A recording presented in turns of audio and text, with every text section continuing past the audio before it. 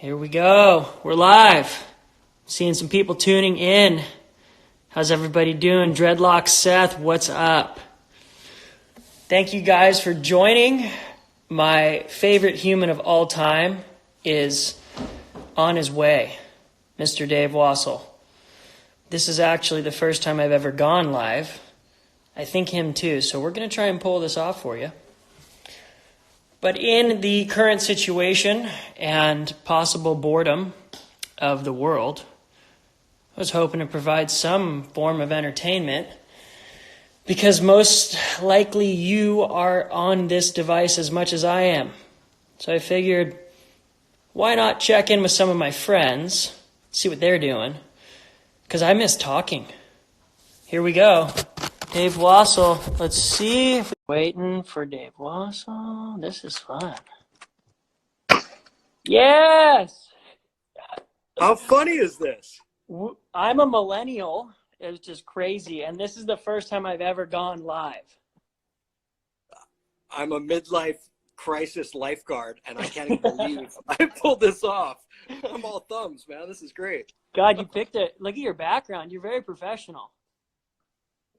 Oh, thank you. Thank you. You'll probably see my naked son running around any time now, so that's not as professional, or maybe that's him being professional. I don't know. Are you home right now? Yes, home, Kahalu, and we are actually under a flash flood advisory. Wow. And you're going to work in an hour and a half? Yeah, you know what? I'm actually going to take the day off. I haven't seen my kid in a while. He's been up visiting grandma, so I got him back, and I asked my boss if I get the day off, so he got somebody to fill in for me, and I'm going to be a dad today, and that's probably no offense to anybody, but that's really my most important job in this life, so pretty stoked on it. I love it. Well, you are somebody that works harder than anybody that I know. Behind all the fun and jest, I've always applauded your work ethic, and you know, everybody gets to see you from afar, but I think I know a bit of the whole story. And my favorite part is, if I have this correct, it started in the Kailua shore break for you. Yeah, sure. I'm a Kailua kid through and through. So is Cole Christensen. Wow. You know, I grew up in Kailua and a place where it never got over knee high on a hurricane swell. And I was always infatuated with the ocean. And because of that lack of surf, I had to focus on tides. So I focused more on winds and swell and tides just to optimize my surfing experience, which literally, I mean, I think there was one day in like 89 that was like shoulder high, Kailua shore break. And like you wrote on your book about it. It was awesome. So, but you know, I still remember that day, and it was just, that just started that thrill for me. You know what it's all about. You're the same way.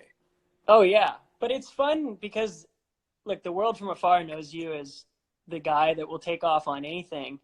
But I want to do a little general run through here, if we can, of Kailua shore break to Eddie Aikau invitee to XXL big wave paddle in winter to the guy that rode that one wave at Cloud Break that ended up on every international magazine.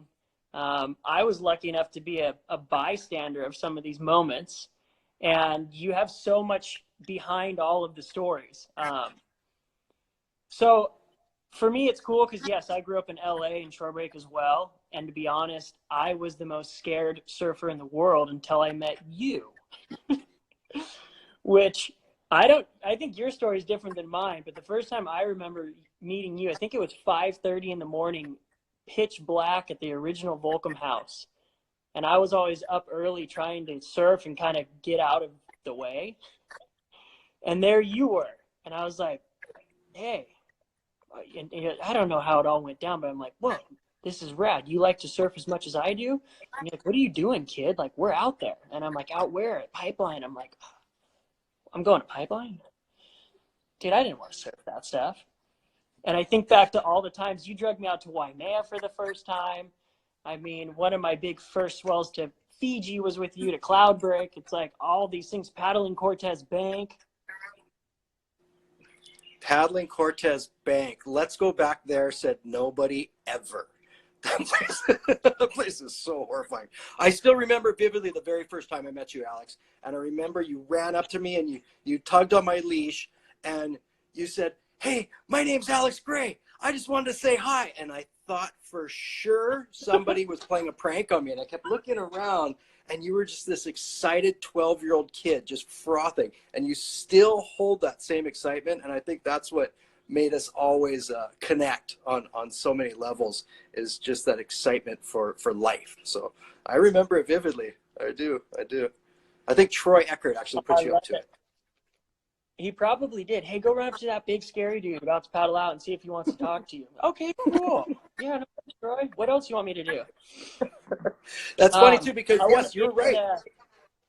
You know what? You're right. You were at Jaws and also at Cloudbreak. So we've got a lot of great stories together. And I think that original building of our friendship at such a young age, for me, it always helped me be comfortable in dangerous situations, having somebody else out there. Because surfing by yourself, for me personally, my mind starts to play too big of a role. And I start thinking, what am I doing out here? But if I see somebody else, you or Healy or somebody else who just is out there, it calms me down. And then the kind of thought process becomes, well, it's just water. It's not that bad. So for me, that's always worked. I was there for your big wave paddle in. It's just, I don't even think I caught a wave that session, to be honest. So all these things that Dave's talking about, I think I may have caught one no, if I caught one, his was 3 times the size. That's what I'm going with here.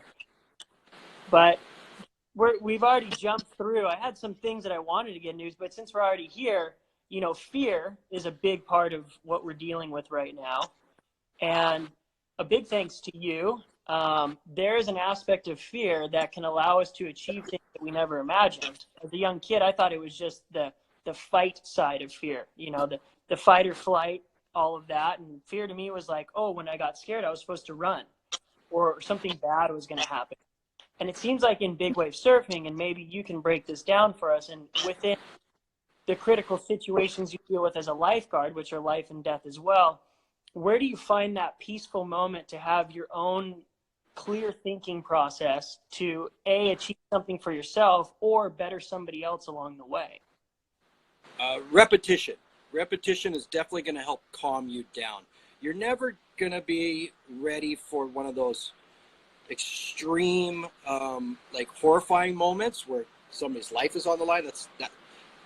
I'm afraid to say that I've actually been through that repetitively too much, but that's the job I'm in. But I think practice.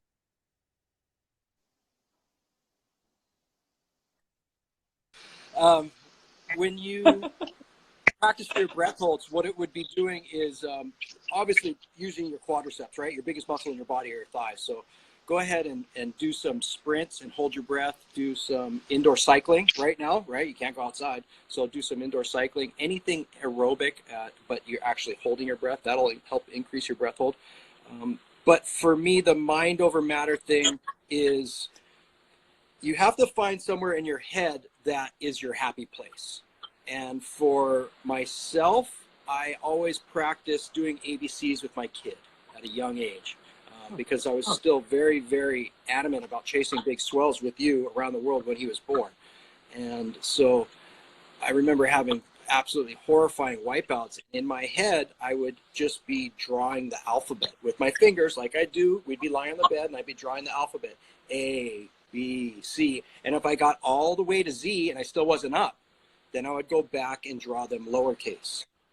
And for me, that's a good solid minute underwater, which I have done, which I don't recommend to anybody. But yeah. So that's a good way to do it. For Mark Healy likes to think that there's a fish just out of range and he's waiting for it to come in so he can get a shot on it. Everybody's different, and that's kind of up to you, because just because you're good at holding your breath in a swimming pool does not mean that you're going to be good at holding your breath in 30-foot surf. It's a very, very uncomfortable environment. So you have to find that happy place in your mind. You have to be able to close your eyes and just pretend that you're there. The first time I ever saw a 2-wave hold down was when we were at Cloudbreak. It was the swell that Bruce Irons rode that big wave on the orange board. Sure. And the last thing I remember seeing was you and the lip getting thrown over the falls trying to punch through. and then the next wave coming and the board not coming up or you. And I was like, oh my God, he's down. And that was before we had jet skis out there. Yeah, you know what? There was a ski, but it was for a photographer. That day, 2011, I believe. I remember it got kind of windy. Everybody had gone in. It was myself, Reef McIntosh, and Garrett McNamara out there, three of us. And it was legit 20-foot set came and paddled over one. And I was just focusing on my breathing, saying, okay, I'm going to be perfectly in the spot. I'm going to whip it and go on the second one. That's going to be more of a double up. And I was breathing, looking down at my board. And then I looked up and realized I wasn't going to make it. So I had an 8-foot board, and I was wearing a padded vest that I just got from Dorian. He hadn't had that inflatable one yet, but they're the thick padded ones. And I tried to dunk mid-face. And it's really hard to dunk an 8-foot board, but it's even harder to do a jacket on. And I was going through, and I was wiggling my board like an alligator trying to get through.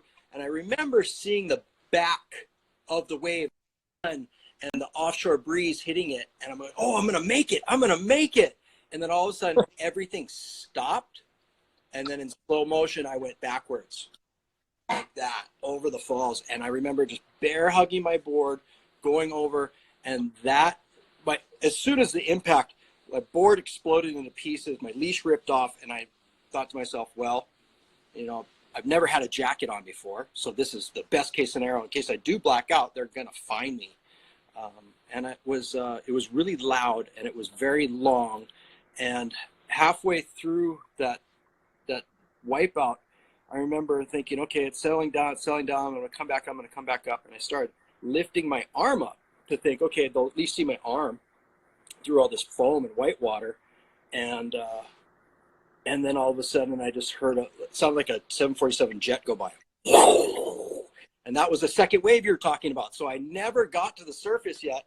And the turbulence went over. I was like, wow, what is that? And the force, I felt it grab my fingers and all the way down my body, and just all over again. And yeah, that sucked. But who was it? It was Ryan Hipwood. Ryan Hipwood eventually came in on a jet ski. He grabbed it from a photographer. I'm not sure, another Australian photographer who's out there with and he came and picked me up. And he was like, are you okay? Are you okay? I said, just get me out of here. Don't talk to me. I was spent. I was really, really spent. That was a long time underwater. It's a long time to think about things. But yeah, what I vividly remember is the shiny water coming off the lip on the back of the wave. And I also remember that sound of the second wave going over, and it sounded like a 747 was taking off right on my head. And that was that second wave going over. And whew, that's a good memory, Alex. All right. Hey, you know what's funny? On the boat ride out, the guy giving us a ride looked at you, and you know, we're out there. I mean, everybody there, right? Bruce Irons, yourself, myself, the Godowskis brothers, everybody's there, and the guy looks at you and goes, hey bro, do you charge? I remember that's one of those moments you're like, I don't even know how to answer that. We'll see, huh? I remember looking over at you and just seeing you bent over laughing, and I'm like, you know what's worse about this is the fact that you were here for it, and I'm going to hear about it 12 years later. That was amazing. That was such a great session. Like Ryan Hipwood, you could go on his Instagram right now and see one of the waves from that session. It was insane. You've got a bunch of them. Garrett probably had the wipeout of the day, spinning on his back. I mean, going down on a stand-up paddle. That's kind of where it all started, actually, huh? If you think about it, that was like that real big push into paddle surfing. People really got away from the whole tow-in jet ski thing and really started to push it. That was amazing. That was the summer of 2011, I believe. Wow. Time flies. Before we went on the trip, you told me, hey, get some flotation. And I'm like, what? Like what? And you're like, grab like a wake vest or something. I'm like, are you serious? And I did. I was wearing a wakeboarding vest that I put under my wetsuit, having no clue why, but just that you said do it. And it was the beginning of that whole, personal safety. Right. And you know what? The pull jackets were out, because I remember coming back and talking to Shane, and he goes, I gave you the padded vest and a pull jacket. How come you weren't wearing the pull jacket? I said, well, I didn't think it was big enough. And he said, well, it sure looked big enough to me. So, you know, hindsight's 2020. That would have been a great way to try it out. But I think a couple months later, you and I would have gone over to Pe'ahi Jaws and tried it out over there. Yeah, that was a big year overall. Yeah. It was a great year for me to tag along with you once again. And I think something that everyone would like to know, including myself, is you have a moment like that where you had a 2-wave hold down, which most people will never experience. Where's the motivation to get back on the horse and get back out? Or is it just because you're so stoked? You love surfing so much. Yeah. So basically, you start. It's all relative, right? So you start off in Kailua Shorebreak. For myself, I was so excited riding those little tiny waves, and I'm just chasing that high. Surfing's my drug of choice. That's it, you know. And so it just got to the point where I had to go out to these other waves and to get that same exuberant feeling. So nowadays, it's that. So do I just shut off all the fun? You know, no. It just became the same as wiping out at Kailua Shorebreak. You know, it happens, and it happens for other people at different size waves. You know, it doesn't have to be there. You can have a horrifying experience in head high surf. In fact, the chances are greater because we surf head high surf way more often. Those giant swells happen 5 times a year if you're lucky, and that's, you know, 2 in the northern hemisphere, 3 in the southern, something like that. It's really not that common. So your chances are greater in doing it in head high surf. I saw on your Instagram, I broke my back. You broke your back, yeah. And was that a head high wave? Probably a pretty throaty barrel, but still, in comparison, if people saw the scale of that Jaws a winning paddle wave and what you broke your back on, they'd be scratching their head. So it's all relative, really. That's what it comes down to. So, you know, it's funny too, because when you're can you hear me? Yes. Take me back to maybe a contest at Kailua or somewhere where Clint Mancata from Volcom walked up to you and said, "Hey kid, you want a sponsor?" This is the best thing ever, because I just want people to understand the timeline of your life, where you came from, because there's a few pivotal moments, and this is one of my favorites. Yeah. So it's the Pyramid Rock Beach Bash. It's a little pro-am that went down on the Marine base, and you do anything you could to get over on this Marine base and surf. It just a couple times a year the wind goes offshore, it gets good. But they'd have this little contest there. And first time I ever entered a contest, never done anything in my life, and get into it, and I'm surfing throughout the event. And Clint was going from under his father's wing, working at Quicksilver, to changing into working at Volcom. And so it was a big thing. I didn't know I kind of knew who he was, but I didn't know of this company, Volcom. He said, "Hey kid, what's your deal?" And I said, "Oh, I'm just out here surfing." And he said, "I'll tell you what, I like what you're doing. If you win this contest, I'll sponsor you."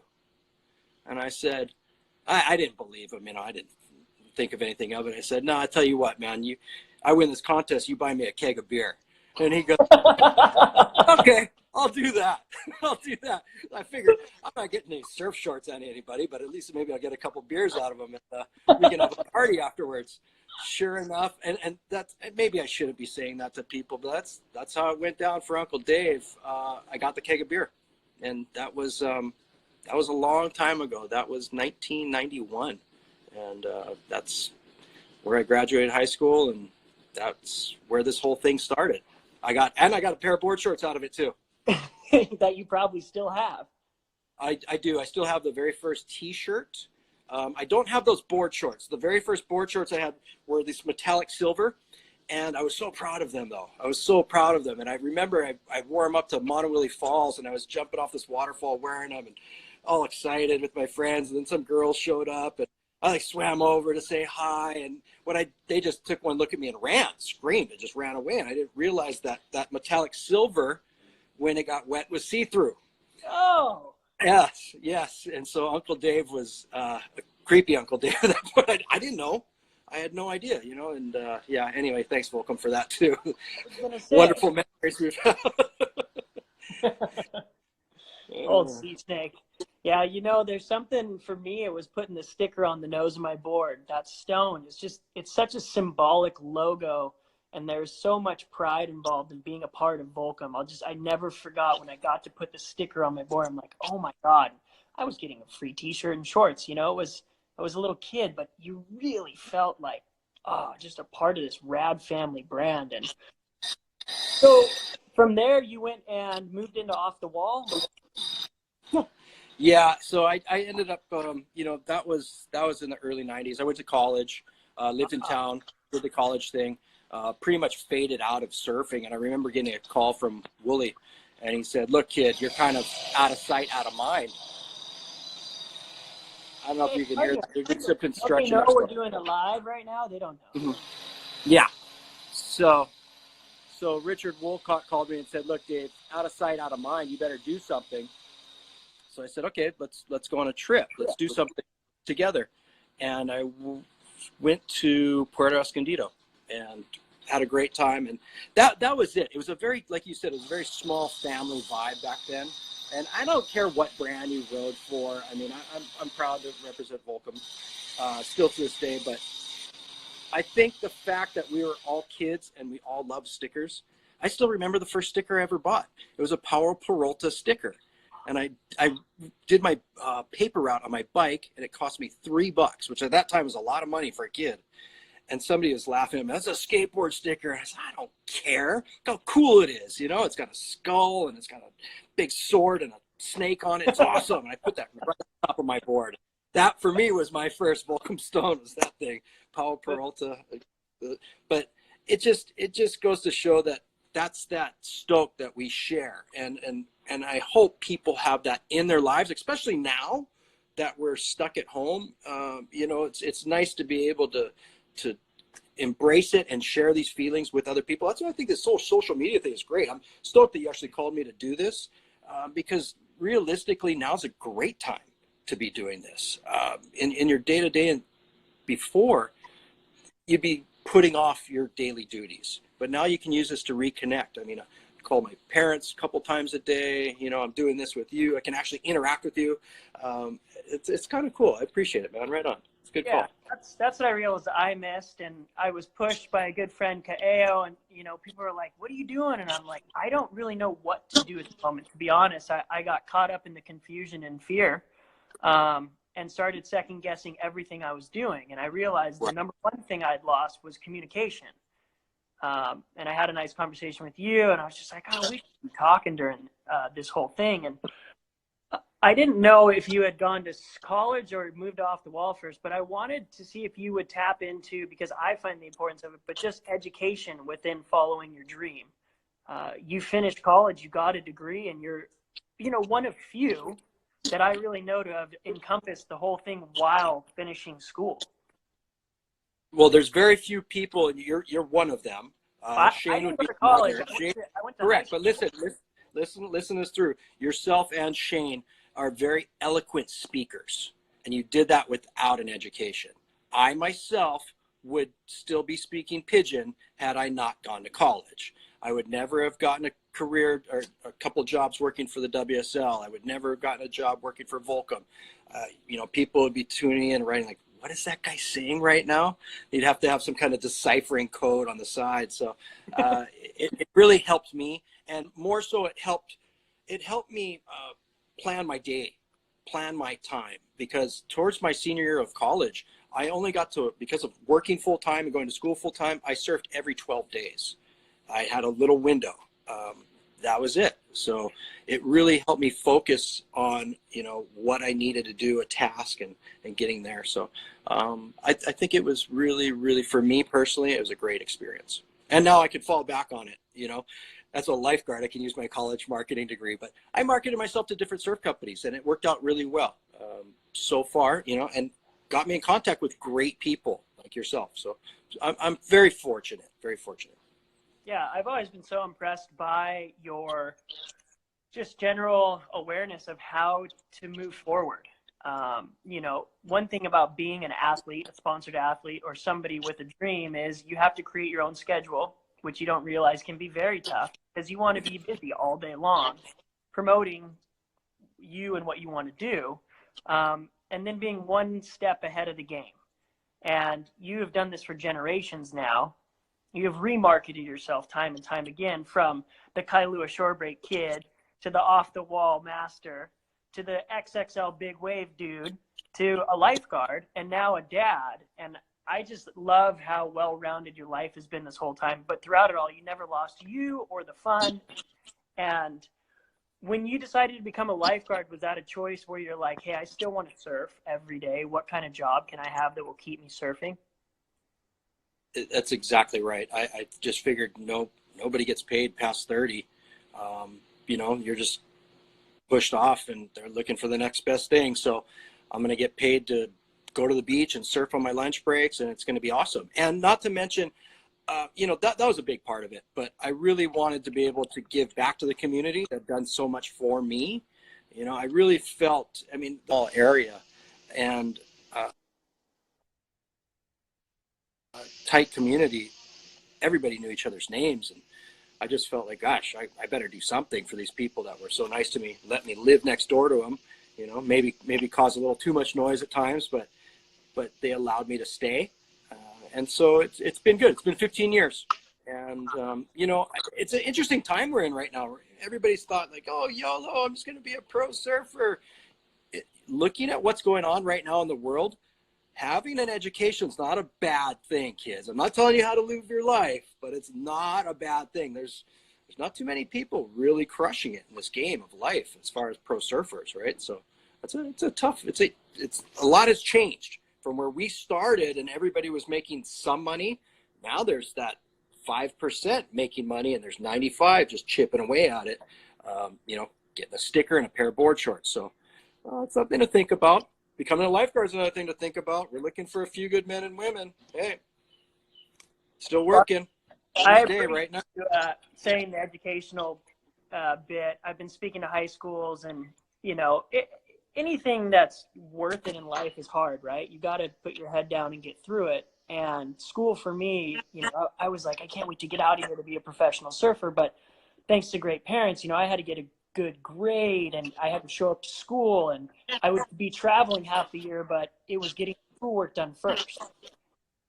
And, you know, the lessons within there are what really brought me to be self-sufficient, and know that I'm capable of doing things that I don't want to, but it's all part of it, right? I mean, we live the dream, but within there is politics. There are times that people don't understand, and that education has allowed me to fall back on it. And I would like to see more young professional surfers right now, especially going through this time, have that well-rounded base of education on top of an incredible, you know, 1% skill level in the world chasing their dream. Right. And at least a high school diploma for sure. Exactly. So what's going on now for you as a lifeguard? You know, here in LA, our beaches closed yesterday. I am always open to our government and everything they feel is safe. What type of safety precautions are you guys taking over there? What's changed? Well, it seems that here in Hawaii, we're always 3 to 5 days, if not a week behind you guys. So beaches are, you can go surf. The governor said you can go surf, but you can't really hang out on a beach. So there are police doing patrols up and down the beach, removing people.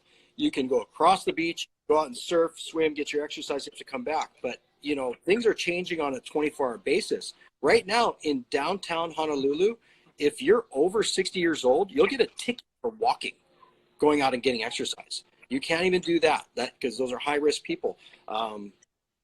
It's really starting to crack down here. The flights, you know, I don't think everybody says, oh, we should have done this a long time ago and just limited all the flights and this and that. You can't do that. Looking back on it, it seems that they kind of were taking pieces away one at a time so not cause a huge panic. It seems like it's working quite well, but I think that, you know, this virus doesn't spread itself. Let's start there, right? It's not out there just eating up everything and moving. It goes from one person to the next. So unless we stop moving, that virus will continue to move with us. So we need to really just settle down that 18 months.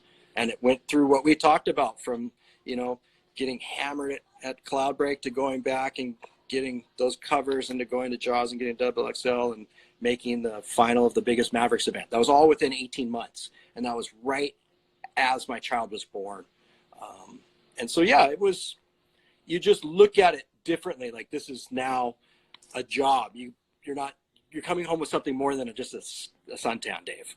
You got a mouth to feed. So it worked out well. It helped me focus, and it kind of put me back in that mentality of when I was going to college. And I really had to make sure that while I was going to the beach at that every 12 days, I really focused on that task. So that's it. As long as I've known you, you've never been somebody who paddles out and doesn't just at least do something crazy. And sometimes it's just one wave, right? And that's always baffled me, because I'll go and sit for 8 hours, and all of a sudden there's Dave, and I'm like, what's up? And then boom, I'm like, what? I was here for 8 hours. You were here for 20 minutes. A lot of times because I was scared, like really scared. Where do you go to now, whatever it is going on in your personal life, to focus for that time that you're talking about? Like, I'm not just showing up, I'm showing up to get the job done. Do you flip a switch? Is there some mantra that you have, or is it just show up and blow up? Like, there has to be some cognitive thing that you're doing. The most scared I've ever been anywhere in any lineup was the first time you and I went to Jaws. That's the picture on your Instagram, right? That's right after we had come back from that session. Was the first time, and that was sometime January of 2012, and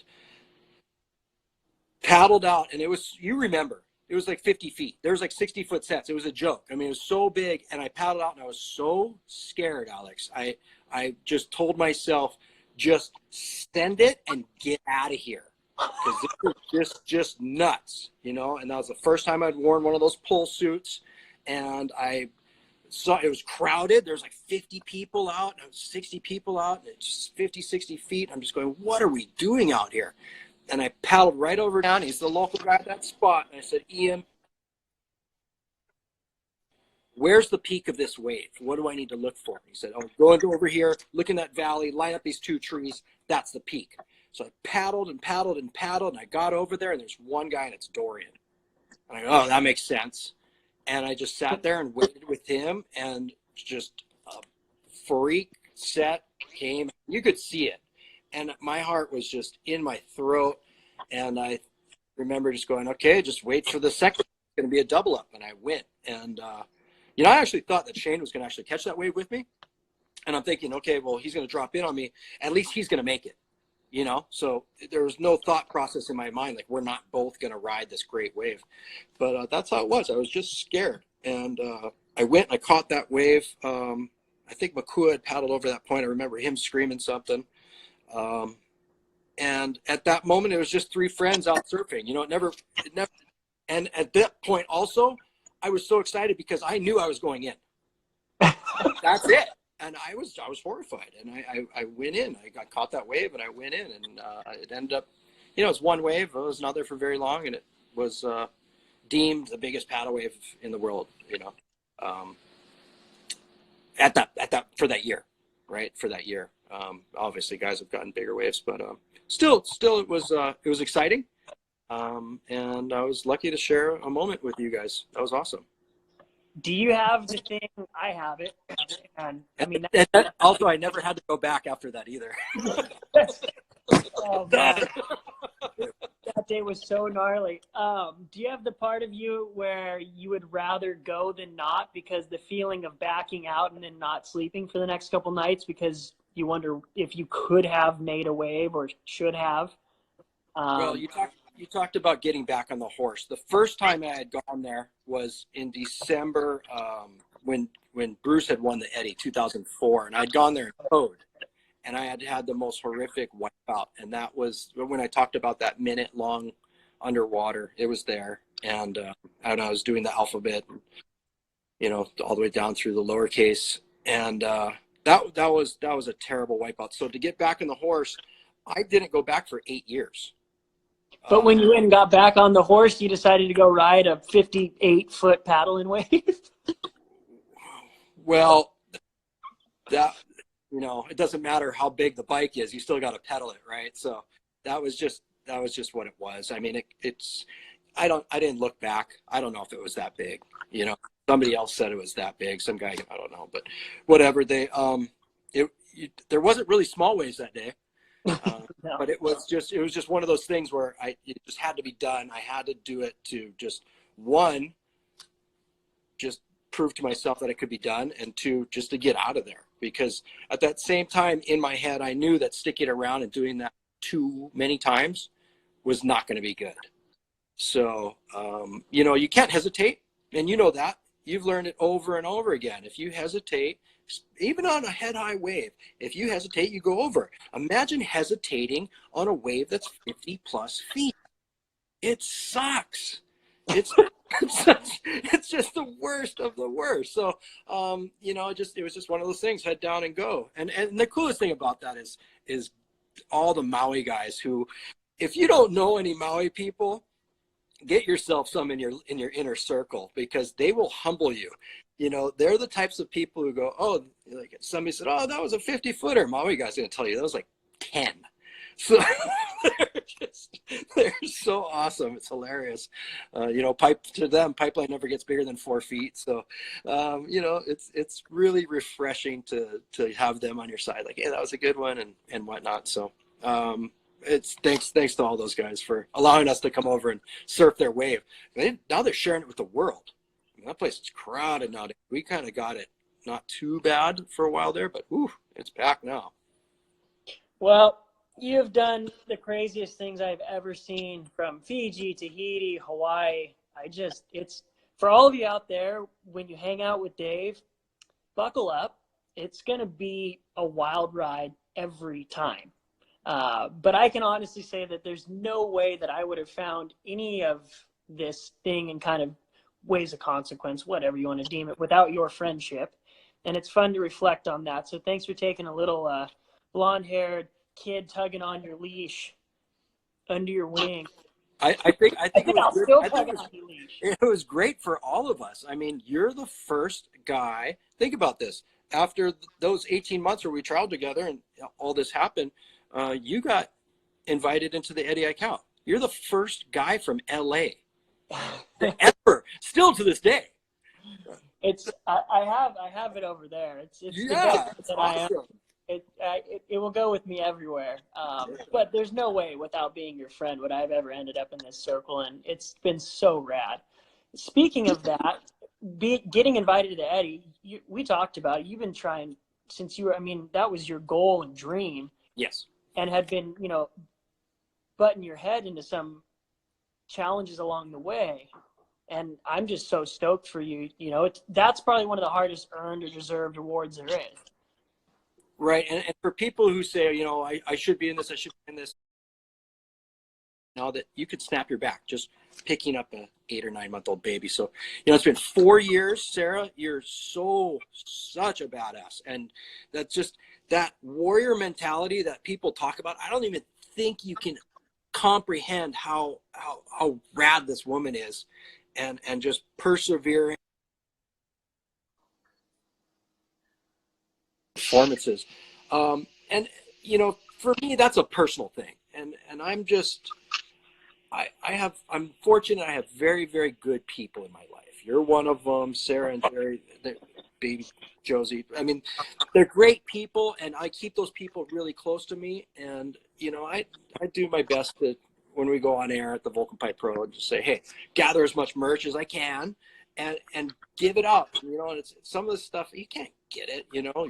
Yeti's got all those cups and stuff for the broadcast, so I make sure that stuff goes out to these people. And it's just that positivity where all you have to do once a year, write something nice for my friend Sarah to read, and she wakes up, she reads it, and she chooses the winner.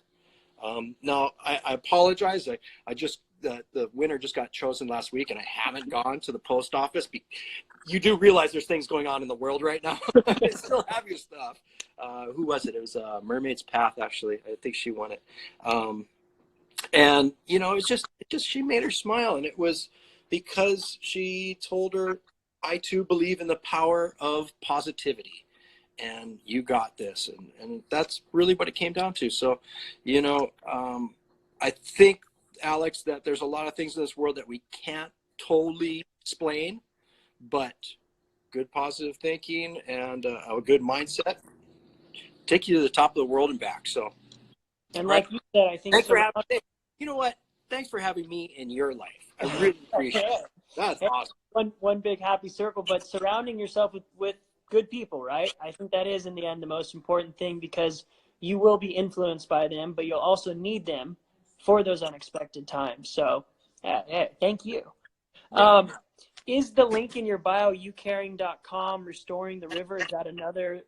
Yeah. Oh, that's a personal friend of mine. The bishops. That's another thing. Their daughter, 3 years old, came down. She was very young with a type of cancer, and she's still with us today. You know, I was fortunate that I auctioned off a board for, I think, $100, and somebody threw down $1,000. You know, like that kind of stuff. Like the number thing is one thing, but just to show like how much somebody can care is awesome. You know, that's just, and you know, I made sure that they came over and picked any board they wanted out of the quiver, not just that one, like just whatever you want. But it's just so cool.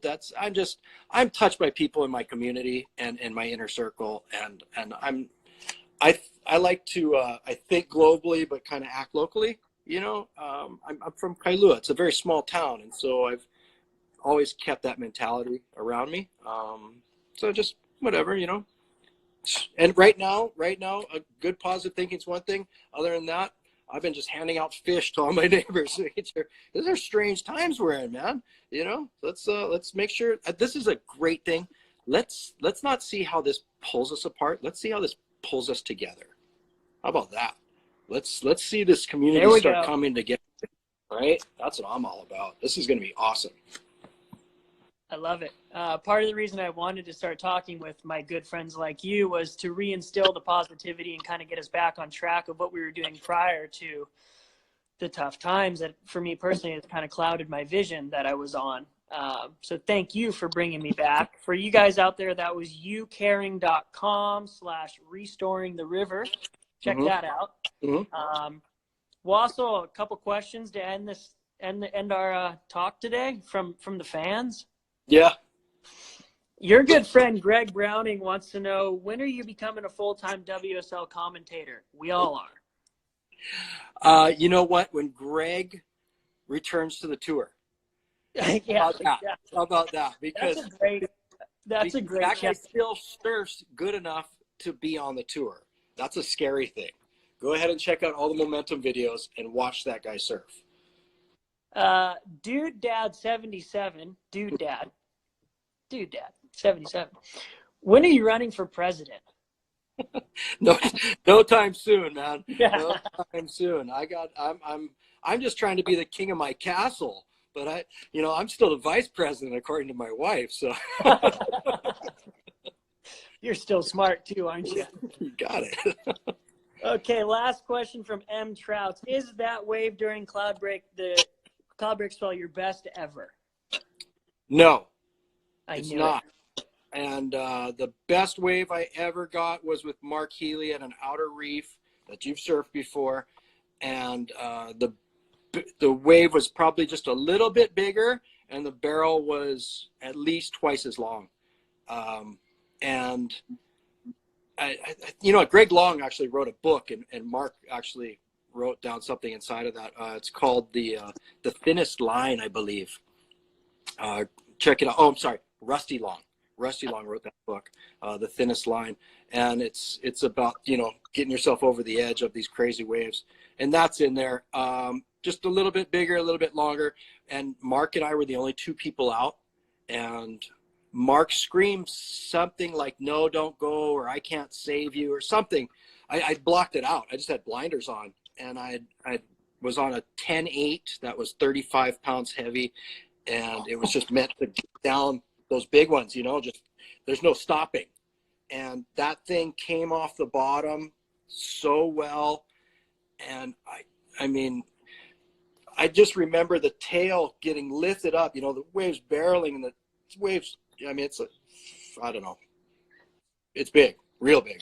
And the tail lifted up, and the whitewater was pushing me forward, the foam ball like this as it was spitting. You couldn't see anything. And, you know, I mean, that was a giant wave for an outer reef. And that was, and it, yeah, whatever. But that was the best wave I ever got. That was the best wave. And yeah, so that was a long time ago. And, you know, and undocumented. Does it count because nobody saw it? Yeah. Yeah, it does, because when you got somebody like Mark Healy going, "No, don't go," you know, it's a good, you know, it's right on that edge of that's that thin line that Rusty Long was talking about. So yeah, it is what it is. But you know, I mean, then we go to cloud break and everybody sees it. So I don't know. To me, surfing, it doesn't have to be seen by everybody, right? It's all personal. Right? And the worst thing in surfing is to do a turn and feel so good about it and come in stoked, and somebody tell you, "Nah, it wasn't that good." Like, that doesn't matter, right? It doesn't matter how it looked to them, how it felt for you. So, yeah. I was ripping. Yeah. Well, no, you know what? Somebody just asked me, what are your favorite waves to catch? And the answer is the ones that bring me back to the beach. That's it. Because I want to keep this party rolling. You know, let's rock this thing till the wheels come off, man. Well, I think we still need to make a pact to go on at least one surf trip every year for the rest of our lives. Or bow hunting trip. We could do that too. Yes. Either way, some type of trip. I missed it. I miss hanging out with you. Thank you for your time today. There's been some really cool comments. I don't know if you've been seeing them while you've been talking. Everybody was super stoked on everything. Thanks. Right on. You know what? I did see on your Instagram, Goni Zubizierta from Spain asked, what type of seaweed can I eat if I'm stuck at sea? And honestly, that's funny, because the very first time I went to Tavaru with him, I was in the lineup and I was just eating seaweed. No way. Yeah. It's like, what are you doing? It's lunchtime. So the correct answer is any type of seaweed. There is no poisonous seaweed known to man. There's some that are a little more acidic, but nothing worse than what's in your stomach. You'll be fine. So there is no poisonous seaweed. And that's for you, Goni. Okay? Go New York. I think Go New York's watching right now. Good to see you. How you doing, Spain? Goni we're lucky. Thanks for having me. Thanks for including me in your circle of friends. And I've met a lot of good people through you, Alex, including your mom. Tell her hi for me. I can't remember the last time I saw her was probably, I want to say the last time I saw your mom was with your dad backstage of Hi, El Grey. Dave! This is my mom, everybody. Her name's Lori. Oh, it's so good to see you. As well. Thanks for taking care of the young man. And good job raising him, by the way. That just shows how good your parenting skills are. Well, it takes a village, Dave. That's true. For anybody that's had to deal with me, including Dave, thanks a lot, you guys. It's a lot. It's I can't even begin to tell you. But you know what, Dave? Dudley and I always felt just so good when Alex was over there with you, and you instilled in him some just really important values and judgments. And but let me just say this: listening to these tales of the two of you, now I'm not so sure. Yeah, right. Those are all in the past. We're moving on. But it's really so nice to see you. I wish we could get together. Hang on, let's get a picture. I'm gonna try. Here we go. 1, 2, 3, smile. All right, Wassel. Have a good day. Say hi to your family. Thank you. Yeah, right on, Alex. Thanks. Well, everybody. Much love, Dave. And we will get together after this all clears up, okay?